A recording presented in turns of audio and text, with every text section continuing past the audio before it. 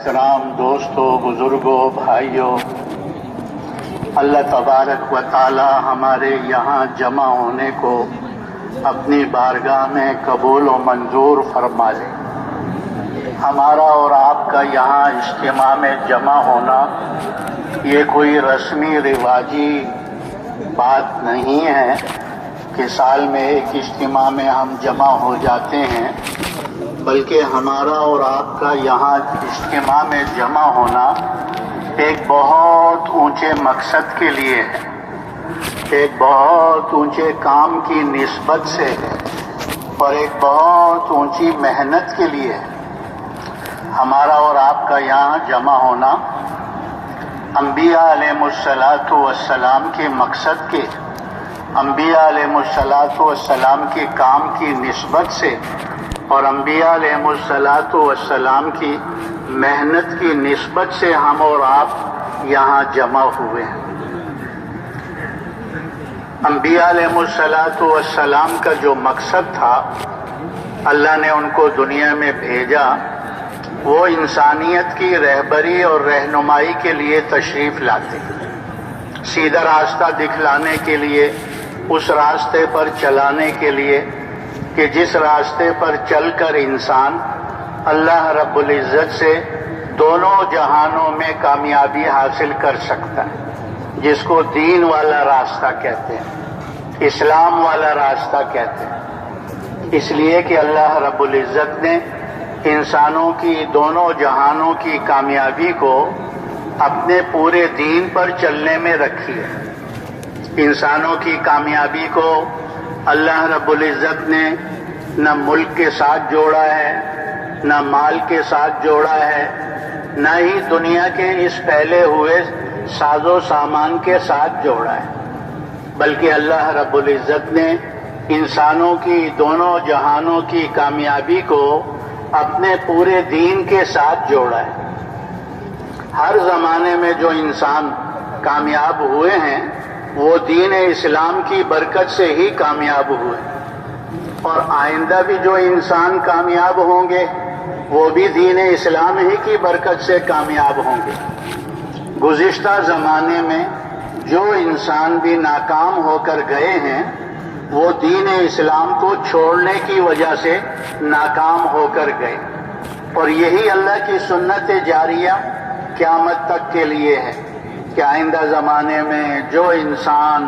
جس حیثیت کا ہوگا، اگر اللہ کے دین کو چھوڑ کر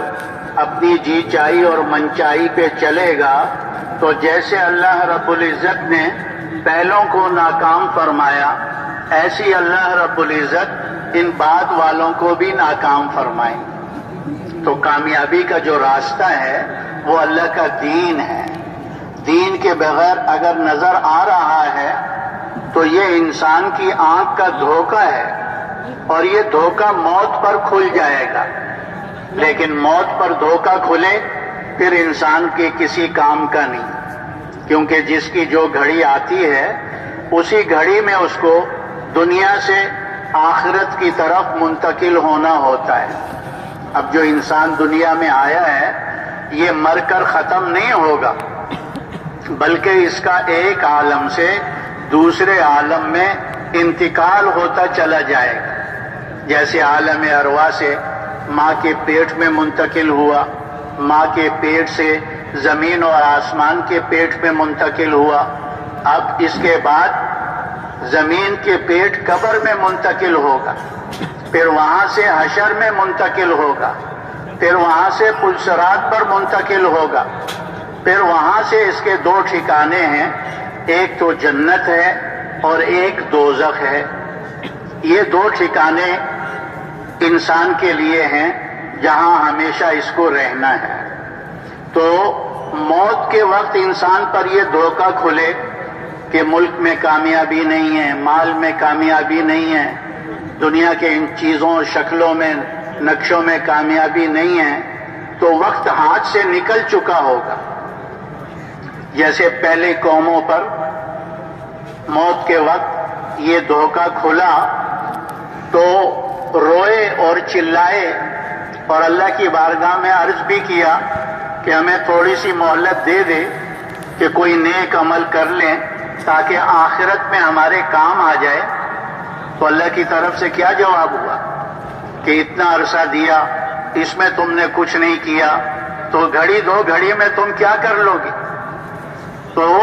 وہ گھڑی آگے پیچھے نہیں ہوتی. اس لیے موت سے پہلے پہلے آدمی اس دھوکے سے نکل جائے کہ کامیابی ملک کے نقشوں میں نہیں ہے، مال کے نقشوں میں نہیں ہے، چیزوں سامان میں نہیں ہے. کامیابی اللہ کے احکامات کو پیارے نبی صلی اللہ علیہ وسلم کے طریقے سے پورا کرنے میں ہے. جب آدمی موت سے پہلے اس دھوکے سے نکلتا ہے تو پھر اپنی اصلاح کر لیتا ہے، اپنے معاملے کو اللہ سے درست کر لیتا ہے، اپنی نافرمانیوں پر، اپنے گناہوں پر اللہ سے معافی مانگ لیتا ہے، توبہ کر لیتا ہے. اللہ تعالیٰ نے یہ توبہ کا دروازہ کھلا رکھا ہے اور یہ موت تک کھلا ہے، کیونکہ اللہ پاک جانتے ہیں کہ یہ میرے بندے ہیں، ان کے ساتھ نفس بھی لگا ہوا ہے، ان کے ساتھ شیطان بھی لگا ہوا ہے، اور یہ دونوں دشمن اس کو میرے راستے سے ہٹائیں گے اور اس سے نافرمانی ہو جائے گی، یہ میری حکم عدولی کر لے گا، اس سے گناہ کا کام ہو جائے گا. تو اللہ تبارک و تعالیٰ نے توبہ کا دروازہ کھلا رکھا ہے اور یہ موت تک کھلا ہے. حدیث شریف کا مفہوم ہے کہ توبہ کرنے والا ایسا ہے جیسے اس نے گناہ کیا ہی نہیں. التائب من الذنب کمن لا ذنب له. توبہ کرنے والا ایسا ہو جاتا ہے. جی ہاں، ایک حدیث شریف کا مفہوم ہے کہ اللہ تبارک و تعالی اپنے بندوں کی توبہ کا انتظار کرتے ہیں کہ جب بندہ کوئی نافرمانی کر دیتا ہے تو اللہ اس کی توبہ کا انتظار کرتے ہیں. کہتے جب وہ توبہ کرتا ہے اللہ تبارک و تعالی